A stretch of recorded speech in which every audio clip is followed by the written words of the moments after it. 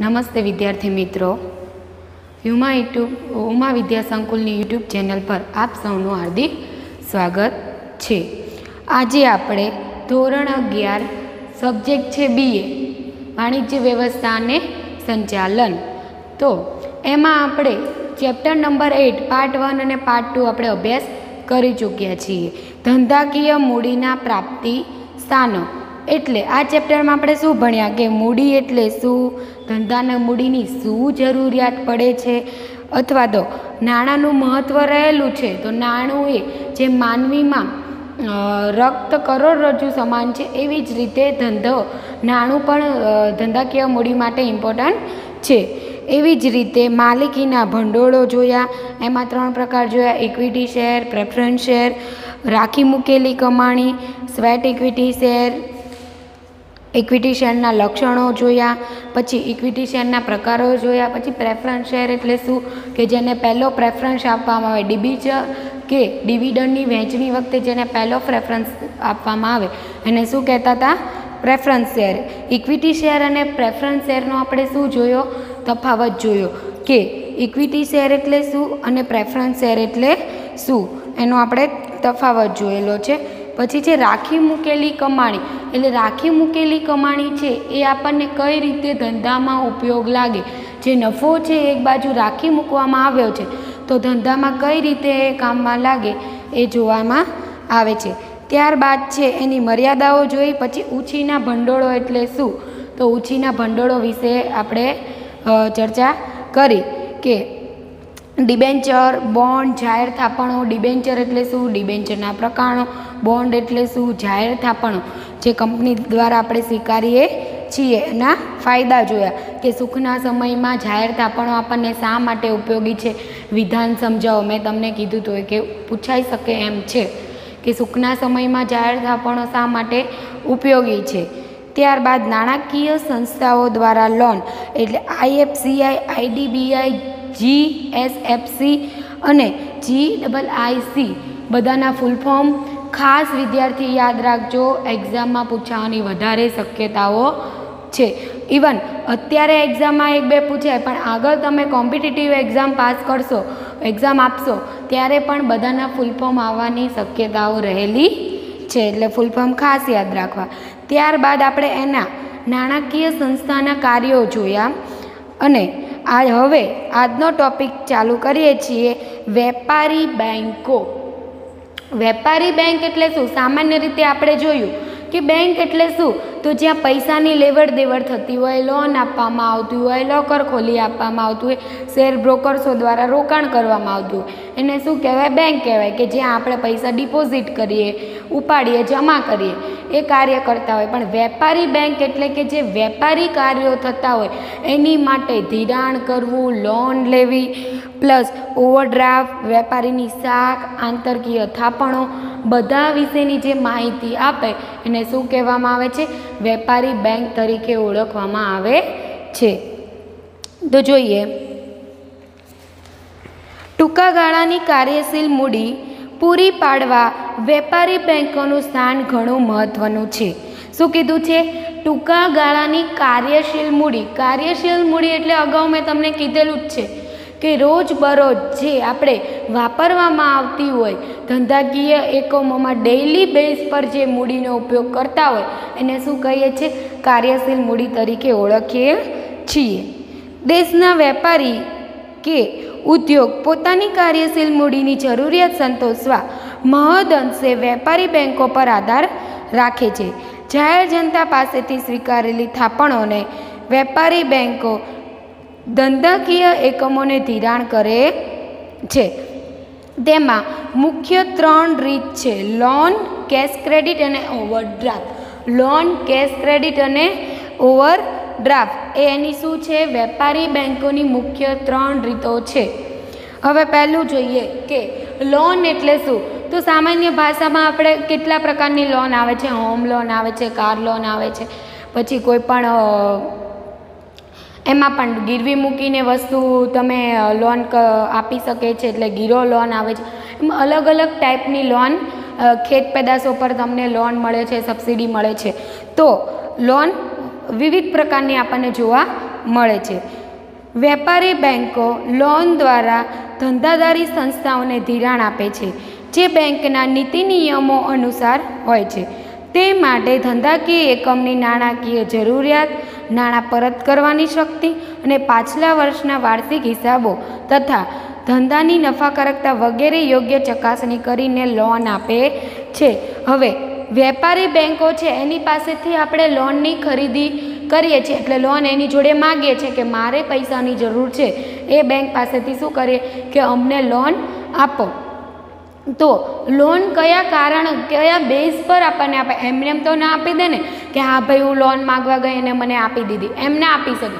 આપણી જોડે વાર્ષિક હિસાબ હોવો જોઈએ, એટલે વર્ષ દરમિયાન આપણી ઇન્કમ કેટલી છે એ એનું વ્યાજ સાથે એ રકમ પરત કરવા માટેની કેપેબલ છે કે નહીં, આપણો જે માસિક પગાર છે અને વાર્ષિક પગાર છે, આપણે ઇન્કમ ટેક્સની સ્લીપ બતાવવી પડે કે અમે આટલો વર્ષ દરમિયાન ઇન્કમ ટેક્સ ભરીએ છીએ, અથવા તો વાર્ષિક ઇન્કમ આટલી છે એટલે હું એવો સક્ષમ છું કે હું તમારી લોન જે રકમ છે એ વ્યાજ સહિત તમને બેંકમાં પાછી આપી શકું છું, એ એક પુરાવો આપે છે। માટે લોન લેતી વખતે શું કરવું પડે છે કે પાછલા વર્ષના વાર્ષિક હિસાબ અથવા ઇન્કમ ટેક્સની જે બેલેન્સ શીટ છે એ અથવા જે નોકરી કરતા હોય એની માટે 2 કે 3 મહિનાની સેલરી સ્લીપ મંગાવવામાં આવતી હોય છે। સેલરી સ્લીપ દ્વારા ખબર પડે કે આ વ્યક્તિનો કેટલો મંથલી પગાર છે અને વાર્ષિકમાં એ પ્રમાણે વ્યાજ એનું ચૂકવી શકશે કે નહીં।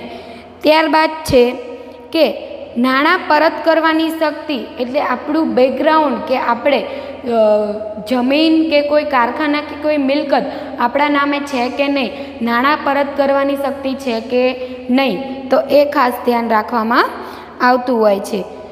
ડાયરેક્ટ કોઈ આપણને લોન આપી શકતું નથી, કારણ કે લોન લેતી વખતે 20 લાખ 30 લાખ કે 50 લાખ કે કરોડની આપણે લોન લેતા હોય, એ સમય જે કંપનીની મર્યાદા હોય અને આપણી જે વાર્ષિક ઇન્કમ હોય એના પર આધાર થાય છે, એટલે એની ખાસ ચકાસણી કરવામાં આવે છે। લોન આપતી વખતે ધંધાકીય એકમની મિલકતો ગીરો રાખે છે। જે ધંધા માટે લોન રાખવામાં આવે તો જેની મિલકત છે, જે મિલકત માટે લોન લેવામાં આવે છે એને શું કરવામાં આવે છે? ગીરો મૂકવામાં આવે છે। જો તમે લોનની ચૂકવણી ના કરો તો તમારી એ મિલકત કોના નામે થઈ જાય? બેંકના નામે થઈ જાય, એટલે મિલકત શું કરે છે? ગીરો રાખે છે।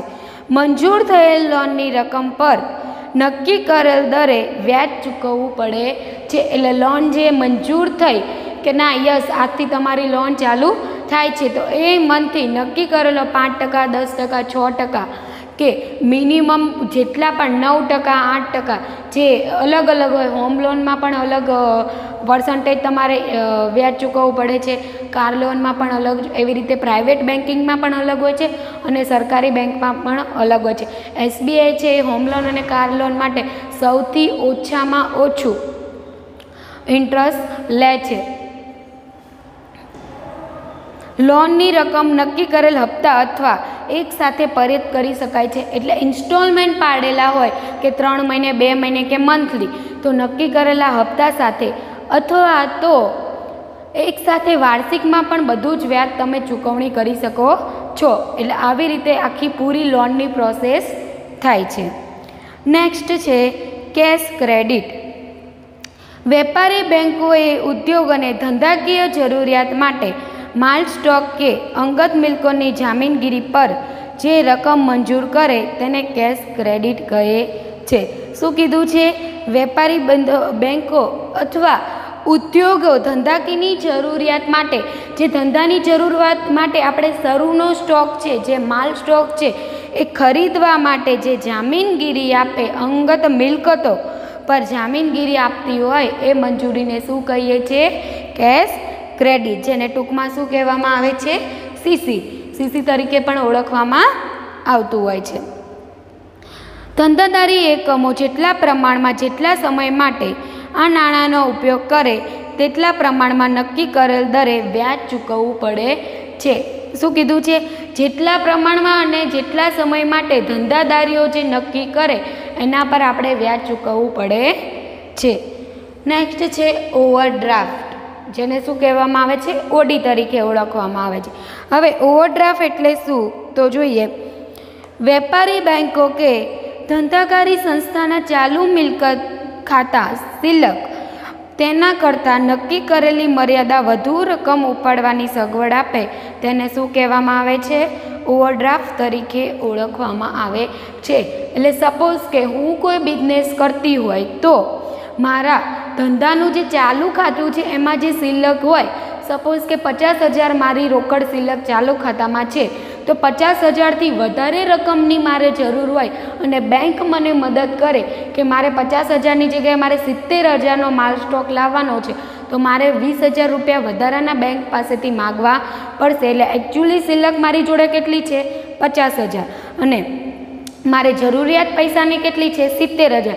તો 20,000 જે વધારાના રૂપિયા બેંક આપે એને શું કહેવામાં આવે છે? બેંક ઓવરડ્રાફ્ટ તરીકે ઓળખવામાં આવે છે. જે ચાલુ ખાતાની સિલક છે એના કરતાં વધુ રકમ આપવા માટે જે બેંક રકમ આપે એવી રકમને બેંક ઓવરડ્રાફ્ટ એટલે ઓડી તરીકે ઓળખવામાં આવે છે. વેપારી કે ધંધાની સંસ્થા પોતાની અંગત શાખ કે જામીનગીરી પર ઓવરડ્રાફ્ટ મેળવી શકે છે.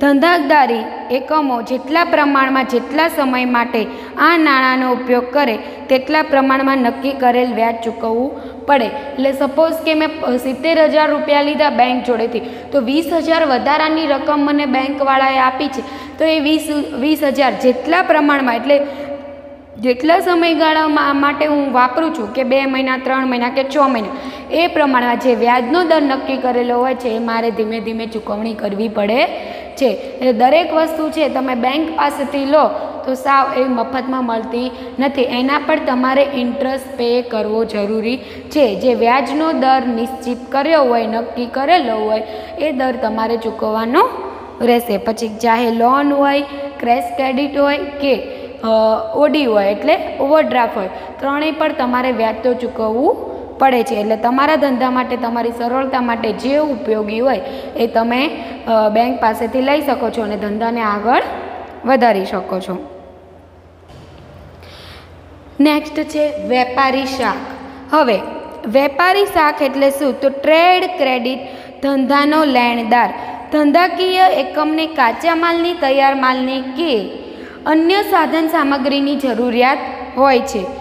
આ સંજોગોમાં ઉત્પાદક કે વેપારીઓ પાસેથી અમુક સમયની શાખ પર ખરીદી કરીને કાર્યશીલ મૂડી ઊભી કરે છે. આમ ધંધાના લેણદારો સીધી રીતે મૂડી પાડતા નથી, પરંતુ માલ કે સેવાઓ પર શાખ આપીને પરોક્ષ રીતે મૂડીની જરૂરિયાત સંતોષે છે. એટલે આપણે જે કાચો માલ છે કે તૈયાર માલ છે એ લાવવા માટે જે કાર્યશીલ મૂડી છે કે ખરીદવા માટે જે માલ સ્ટોક કાચો છે અથવા તો એને સંપૂર્ણ રીતે પ્રોડક્શન કરવા માટે જે મજૂરો છે, બીજું બધું મશીનો છે જેનો ખર્ચો ચૂકવવો પડે, જે રોજબરોજની કાર્યશીલ મૂડી છે એની ચૂકવણી માટે લેણદારો સીધી રીતે પૂરી પાડતા નથી, પરંતુ શાખ દ્વારા પરોક્ષ રીતે તે આપણને એની સેવા પૂરી પાડે છે. નેક્સ્ટ છે આંતર કંપનીય સ્થાપના, ઇન્ટર કોર્પોરેટ ડિપોઝિટ. સામાન્ય રીતે એક કંપની જ્યારે બીજી કંપની મૂડીની જરૂરિયાત હોય ત્યારે થાપણ સ્વરૂપે જે રકમ આપે તેને શું કહેવામાં આવે છે?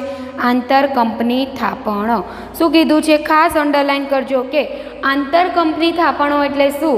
તો એક કંપની છે અને બીજી કંપનીની મૂડીની જરૂરિયાત હોય, એટલે એ નામની કંપની છે, બી નામની મૂડીની કંપનીની જરૂરિયાત ઊભી થાય ત્યારે બી નામનો વ્યક્તિ છે કોની જોડે જશે? એ કંપની દ્વારા એ કંપની પાસે જશે અને કહેશે કે ભાઈ મને થોડા પૈસાની જરૂર છે, તમે મને આપો. તો એ કંપની જે નાણાકીય સપોર્ટ કરે બી કંપનીને એને શું કહેવાય? આંતર કંપની થાપણો કહેવામાં આવે છે. એટલે કંપનીની અંદર ને અંદર જ જે એક બીજા ડિપાર્ટમેન્ટ દ્વારા જે નાણાંનું મદદ કરવામાં આવતી હોય એને આંતર કંપનીય થાપણો તરીકે ઓળખવામાં આવે છે. મોટાભાગે આવા વ્યવહારો શાસક કંપની અથવા ગૌણ કંપની વચ્ચે એક જ જૂથ દ્વારા સંચાલિત જુદી જુદી કંપનીઓ વચ્ચે ઉદ્ભવે છે. એટલે આ કંપનીનું સંચાલન કોણ કરે છે? એક જ જૂથ. સંચાલન એક વ્યક્તિ કરે છે પણ એના નામની કંપનીઓ કેવી છે? 2-3 છે. એટલે જ આંતર કંપની કહેવાય કે સંચાલન એક વ્યક્તિના હાથમાં છે અને અલગ અલગ વ્યક્તિ કંપની ખોલીને બેઠો હોય તો સંચાલન વ્યક્તિ એક હોય, એક જૂથ હોય તો એના દ્વારા આંતર કંપની જે સ્થાપવામાં એકબીજાને હેલ્પ કરી શકે છે. વ્યાજનો દર અને મુદત કરાર દ્વારા નક્કી થાય છે. અન્ય પ્રાપ્તિ સ્થાનો કરતાં સરળતાથી ધિરાણ મળી શકે છે. એટલે બીજા બધા અન્ય પ્રાપ્તિ સ્થાનો છે એના કરતાં વ્યાજ દર અને ધિરાણ આપણને સરળતાથી મળી રહે છે, કારણ કે એ કંપની શું છે, આંતર કંપની જોવા મળે છે. એટલે એક આપણી બીજી જ શાખા છે, પણ એના પર પણ વ્યાજ નિશ્ચિત સમયે જે નક્કી કરેલું હોય તે પ્રમાણે ચૂકવવું પડે છે. એટલે ઇન શોર્ટ આ બધા જ ટોપિક છે વેપારી બેંકોના લોન, કેશ ક્રેડિટ, ઓવરડ્રાફ્ટ, વેપારી શાખ અને આંતર કંપની થાપણો કોઈ આપણને મફતમાં કાર્યશીલ મૂડી કે રકમ કે વ્યાજ આપતું નથી. આપણે હંમેશા કોઈ પણ વસ્તુ કરવી હોય તો એની માટે લોન લેવી હોય કે કેશ ક્રેડિટ કે થાપણો લેવી હોય તો આપણે બેંક પાસેથી જે રકમ લીધી એના પર ચોક્કસપણે વ્યાજની ચૂકવણી કરવી પડે છે. ઇવન આંતર કંપની થાપણો છે એટલે આપણી જ કંપનીની અંદર આપણે સિમિલર કંપની દ્વારા જે રૂપિયા રોકાણ કરવામાં આવે એમાં પણ આપણે થાપણો સ્વીકારીએ છીએ તો પણ આપણે નિશ્ચિત દરે નિશ્ચિત મુદત જે કરાર નક્કી થયો હોય અને વ્યાજનો દર નક્કી થયો હોય એ પ્રમાણે આપણે એને વ્યાજ ચૂકવવું પડે છે. એટલે એવું નથી, 5 વેપારી બેંકો છે એમાં વ્યાજની ચૂકવણી ચોક્કસપણે કરવાની રહે છે. વ્યાજ વગર કોઈ પણ રકમ આપણને આપતા નથી.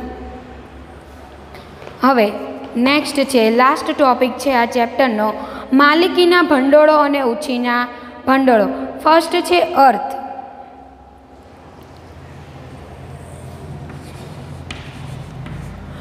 વિદ્યાર્થી મિત્રો ખાસ યાદ રાખવું કે કોઈ પણ પ્રકારનો તફાવત પૂછાય તો મુદ્દા, માલિકીના ભંડોળો અને ઉછીના ભંડોળો, મુદ્દા વગર ખાલી માલિકીના ભંડોળો અને ઉછીના ભંડોળો ટેબલ ડ્રો કરીને તફાવત લખશો તો માર્ક કપાવવાની ફૂલ શક્યતા રહેલી છે, કારણ કે આપણે હવે હાયર સ્ટાન્ડર્ડમાં આવી ગયા છે તો કમ્પલસરી મુદ્દા લખવા પડશે. એટલે ખાસ ધ્યાન રાખજો, તફાવતમાં મુદ્દા ચોક્કસપણે લખવા. ફર્સ્ટ છે અર્થ. તો આપણે આગળ ભણી ગયા કે માલિકીના ભંડોળો એટલે શું, તો શેર હોલ્ડર દ્વારા રોકવામાં આવતા નાણાંને શું કહેવામાં આવે છે, માલિકીના ભંડોળ તરીકે ઓળખવામાં આવે છે.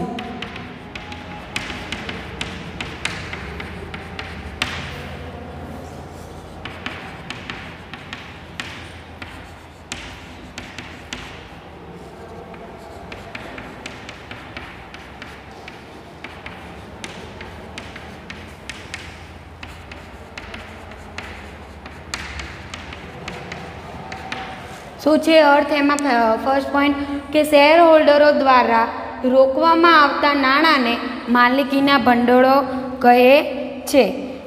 નેક્સ્ટ છે ઉછીના ભંડોળો એટલે શું, તો નાણાંના અન્ય પ્રાપ્તિ સ્થાનો પાસેથી ઉછીના નાણાંનું ધંધામાં રોકાણ કરે તેને ઉછીના ભંડોળો કહે છે. એટલે નાણાંના અન્ય પ્રાપ્તિ સ્થાનો શું છે, કયા દ્વારા આપણે ઉછીના ભંડોળો મેળવી શકીએ છીએ એના વિશેની વાત કરી છે.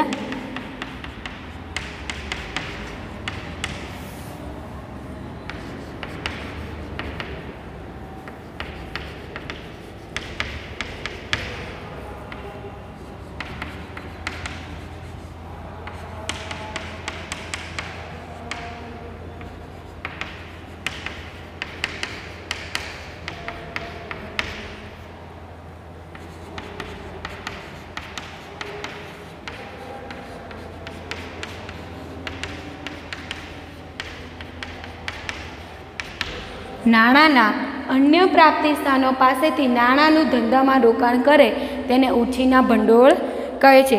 જો બીજા બધા તફાવતના મુદ્દા છે એના પોઈન્ટમાં થોડું પણ આગું પાછું થાય તો ચાલે, પણ અર્થ એવું વસ્તુ છે કે તેમાં કોઈ પણ બાંધછોડ ચાલશે નહીં, તમારી મૌલિકતા ચાલશે નહીં. અર્થ એટલે ટિપિકલ વાણિજ્યની ભાષામાં જ તમારે અર્થ આપવો પડશે. કોઈ પણ ક્વેશ્ચન હોય એનો અર્થ કહે તો અર્થ વાણિજ્યની ભાષામાં લખવાનો. ઇકોનોમિક સબ્જેક્ટ હોય તો ઇકોનોમિક્સની ભાષામાં તમારે કમ્પલસરી અર્થ હોય ત્યાં તમારી મૌલિકતા કે કોઈ પણ શબ્દોની બાંધછોડ આપવામાં આવતી નથી. એટલે ખાસ વિદ્યાર્થી મિત્રો યાદ રાખજો, અર્થ લખો તો પર્ટિક્યુલર એનો અર્થ હોવો જોઈએ, ત્યાં તમારી મૌલિકતાના શબ્દો વાપરવા જોઈએ નહીં. બીજું છે પ્રાપ્તિ સ્થાન.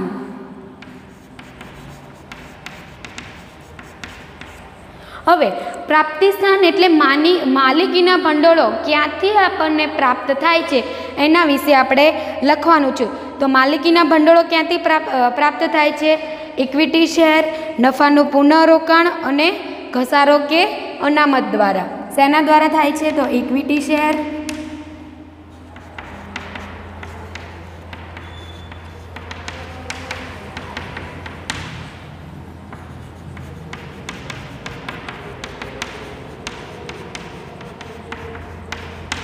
આપણે માલિકીના ભંડોળો ક્યાંથી પ્રાપ્ત કરીએ છીએ? ચેપ્ટરમાં આગળ જોયું તો ઇક્વિટી શેર, નફાનું પુનઃરોકાણ, ઘસારો કે અનામત દ્વારા આપણને માલિકીના ભંડોળો પ્રાપ્ત થાય. એટલે આપણે ત્યાંથી આપણે માલિકીના ભંડોળો વિશે નાણાં લઈ શકીએ. ઉછીના ભંડોળો ક્યાંથી થાય? ડિબેન્ચર, વેપારી બેન્કો અને નાણાકીય સંસ્થાઓ. આપણે પાર્ટ 2માં જોયું એ ડિબેન્ચર, નાણાકીય સંસ્થા અને વેપારી બેન્કો, જે લોન, કેશ ક્રેડિટ છે, ઓડી છે, થાપણો છે, આંતરકીય થાપણો છે, એ બધી શું કહેવાય? ઉછીના ભંડોળો. એટલે ત્યાંથી આપણે પૈસા લઈ શકીએ છીએ. થર્ડ છે વળતર. વળતર એટલે શું? તો જે પણ આપણે ભંડોળ તરીકે રકમ રોકીએ છીએ અથવા લઈએ છીએ એની પર વળતર નિશ્ચિત છે કે અનિશ્ચિત, ચૂકવવું પડે કે નહીં, તો એ જોઈએ. તો માલિકીના ભંડોળ પર વળતર તરીકે શું મળે? માલિકીના ભંડોળો કયા છે? ઇક્વિટી શેર, નફાનું રોકાણ, ઘસારો કે અનામત. તો આપણે એક પકડીને ચાલવાનું કે ઇક્વિટી શેર છે તો ઇક્વિટી શેર પર વળતર તરીકે શું મળે છે? ડિવિડન્ડ. પ્રેફરન્સ શેર કે ઇક્વિટી શેર હોય તો વળતર તરીકે શું મળે? ડિવિડન્ડ મળે. એવી જ રીતે કે માલિકીના ભંડોળો છે એમાં ઇક્વિટી શેર છે એના પ્રકારમાં પ્રાપ્તિ સ્થાન એ છે તો એના પર વળતર તરીકે આપણને શું મળે છે? ડિવિડન્ડ મળે છે. એવી જ રીતે ઉછીના ભંડોળમાં શું છે? ડિબેન્ચર છે અથવા વેપારી બેન્કો છે. એટલે એના પર આપણે શું ચૂકવીએ છીએ? ઇન્ટરેસ્ટ ચૂકવે છે, એટલે વ્યાજની ચૂકવણી કરીએ છીએ. એટલે ઉછીના ભંડોળ માટે વળતર તરીકે વ્યાજ ચૂકવણી થાય છે. કારણ કે ડિબેન્ચર ખરીદ્યા હોય તો એની પર ઓલવેઝ શું હોય? વ્યાજ હોય, અને ઇક્વિટી પર શું હોય? ડિવિડન્ડ હોય. હવે છે વળતરનો દર. અહીંયા એવું કે વળતર તો આપણે બંને જગ્યાએથી મેળવ્યું, પણ વળતરનો દર એટલે માલિકીના ભંડોળ છે એમાં વળતરનો દર નિશ્ચિત છે કે અનિશ્ચિત એ જોવામાં આવે છે. તો માલિકીના ભંડોળ પર વળતરનો દર અનિશ્ચિત છે.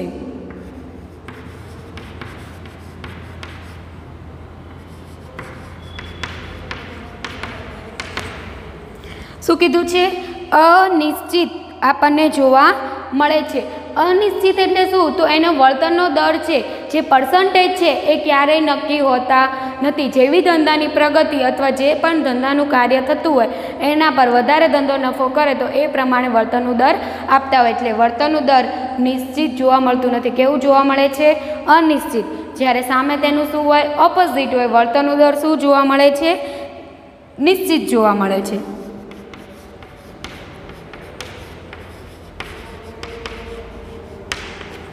નિશ્ચિત જોવા મળે કારણ કે કોઈ પણ પ્રકારનું વ્યાજ છે એનો પર્સન્ટેજ ઓલવેઝ નક્કી કરેલું હોય. કારણ કે વળતર તરીકે અહીંયા શું મળે છે?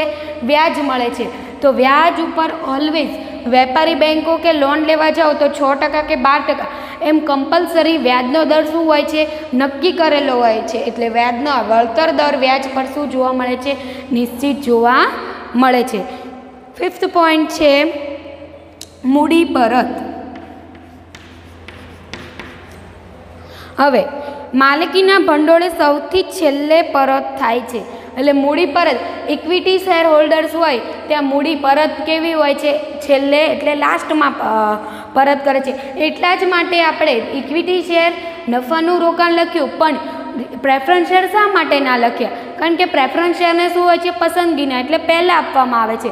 માલિકીના ભંડોળો છે પણ અહીંયા એનો સમાવેશ કરવામાં આવતો નથી. એટલે ભૂલથી પણ વિદ્યાર્થી મિત્રો પ્રાપ્તિ સ્થાનમાં પ્રેફરન્સ શેરની ગણતરી કરતા નહીં. કારણ કે પ્રેફરન્સ શેર લખેલું હશે અને મૂડી પરતમાં તમે એવું લખશો કે સૌથી છેલ્લે પરત થાય છે तो आखो तफावत शुं जोवा मळे छे? खोटो जोवा मळे छे। એટલે ભૂલથી પણ વિદ્યાર્થી મિત્રો અહીંયા પ્રેફરન્સ શેરની નોંધણી કરતા નહીં, કારણ કે ઇક્વિટી શેર નોંધેલું છે એટલે ઇક્વિટી શેર પ્રાપ્તિ સ્થાન છે એવું સમજીને આગળ ચાલીએ તો ઇક્વિટી શેરની મૂડી પરત શું મળે? સૌથી લાસ્ટમાં, એટલે કંપની ફડચામાં જાય ત્યારે સૌથી છેલ્લે જો નફો વધે તો જ આપણે મૂડી પરત મળે, નફો ના વધે તો કોઈ વાર મૂડી પરત પણ મળતી નથી। તો અહીંયા શું છે? મૂડી પરત સૌથી છેલ્લે મળે છે।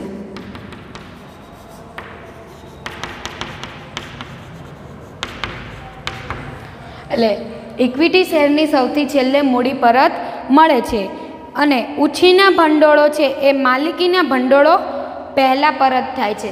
ડિબેન્ચર છે અહીંયા અને અહીંયા ઇક્વિટી શેર છે તો ડિબેન્ચર સૌથી પહેલાં શું ચૂકવવામાં આવે? પ્રેફરન્સ શેર, પછી શું આવે? ડિબેન્ચર, પછી નાણાકીય સંસ્થાઓ, વેપારી બેન્કો બધાને વ્યાજની ચૂકવણી કર્યા બાદ સૌથી છેલ્લે કોને આપવામાં આવે છે? ઇક્વિટી શેર હોલ્ડર્સને। માટે ઇક્વિટી શેરને સૌથી છેલ્લે મૂડી પરત મળે છે। અહીંયા માલિકી ભંડોળ કરતાં પહેલાં ઉછીના ભંડોળને મૂડી પરત કરી દેવામાં આવે છે, એટલે માલિકી ભંડોળ પહેલાં।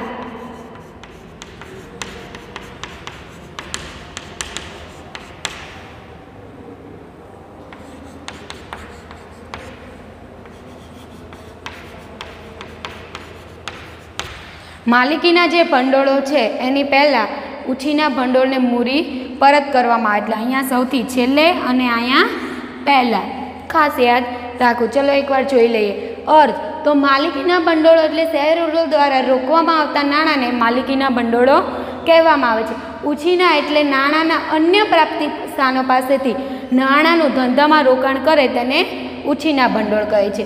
પછી પ્રાપ્તિ સ્થાન, ક્યાંથી આપણે એને પ્રાપ્ત કરી શકીએ? તો ઇક્વિટી શેર, નફાનું પુનઃરોકાણ, ઘસારો કે અનામત દ્વારા। અહીંયા શું છે? ડિબેન્ચર, નાણાકીય સંસ્થાઓ અને વેપારી બેન્કો। પછી છે વળતર, એટલે વળતર તરીકે શું મળવામાં આવે છે? તો ઇક્વિટી શેર પર ઓલવેઝ વળતર તરીકે શું ચૂકવવામાં આવે? ડિવિડન્ડ। જ્યારે ડિબેન્ચર પર વળતર તરીકે શું મળવામાં આવે છે? વ્યાજ મળે છે। વળતરનો દર અનિશ્ચિત જોવા મળે છે, કારણ કે પર્સન્ટેજ કોઈ નક્કી કરેલા હોતા નથી। અહીંયા વળતરનો દર શું જોવા મળે છે? નિશ્ચિત જોવા મળે છે। પછી છે મૂડી પરત, એટલે મૂડી પરત સૌથી છેલ્લે પરત મળે છે અને જે ઉછીના ભંડોળો છે એને માલિકીના ભંડોળ પહેલાં, એટલે ઇક્વિટી શેરને પહેલાં આપવામાં આવતું નથી, એની પહેલાં મૂડી પરત ઉછીના ભંડોળોને પરત મળે છે। તો અહીંયા આપણે ચેપ્ટર શું થાય છે? પૂર્ણ થાય છે। હવે આ ચેપ્ટરના કેટલાક ક્વેશ્ચનો હોમવર્કમાં આપું છું। તો પ્રશ્ન નંબર 2 છે સંપૂર્ણ લખો, તેમાં જે સંજ્ઞાઓ આપેલી છે પ્રશ્ન 5ની એ બધી જ સંજ્ઞાઓ એટલે કે પૂરા નામ આપેલા છે એ ખાસ નોંધ લેવી। ત્યારબાદ છે પ્રશ્ન નંબર 3, એમાં છે પહેલો, ત્રીજો, છઠ્ઠો ને સાતમો।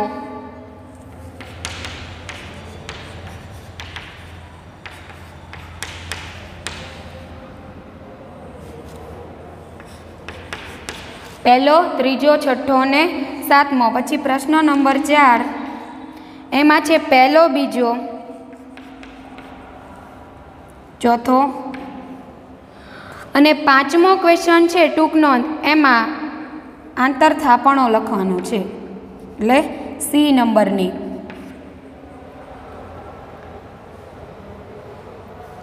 પછી પ્રશ્ન નંબર 5 સવિસ્તર એટલે વિસ્તારપૂર્વક જે ક્વેશ્ચનો આપવામાં આવેલા છે એમાં છે બીજો, ચોથો અને પાંચમો। અને પારિભાષિક જે શબ્દો આપેલા છે વિદ્યાર્થી મિત્રો ખાસ જોવા તમારે, કારણ કે જે ઇંગ્લિશ વર્ડ છે એ કોલેજમાં તમારે ઇંગ્લિશ લેવલ જ આવવાનું છે। તો બધાના પારિભાષિક શબ્દો છે મૂડી, મિલકત કે શેર મૂડી, તો એને ઇંગ્લિશમાં શું કહેવાય એ ખાસ તમારે ચેપ્ટર પૂરું થતાં એકવાર વાંચી લેવા। તો અહીંયા આપણે આ ચેપ્ટર પૂર્ણ કરીએ છીએ। હવે નેક્સ્ટ લેક્ચરમાં ચેપ્ટર નંબર 10 છે કે આંતરરાષ્ટ્રીય વેપાર એટલે શું, એમાં કયા પ્રકારની નીતિઓ થાય છે, નાણાકીય કઈ રીતે પ્રોત્સાહન આપે છે, એના વિશે આપણે આગળ અભ્યાસ કરીશું। Thank you.